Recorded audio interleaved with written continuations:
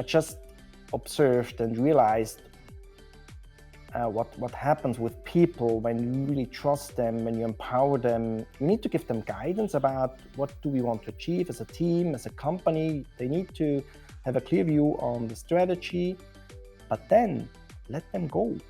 And then magic happens, because when you give someone the trust and the feeling of you can do that, I believe in you, it's just amazing what happens. When you do it the other way around, you don't trust, you control them, it creates fear, it creates, oh, I only do what Alex wants me to do. And this is wrong, because I strongly believe it's not me with the best ideas, it's the team with the best ideas. Diverse people together in a team create the best solutions. And then we as leaders, we need to step back, we give our team the room.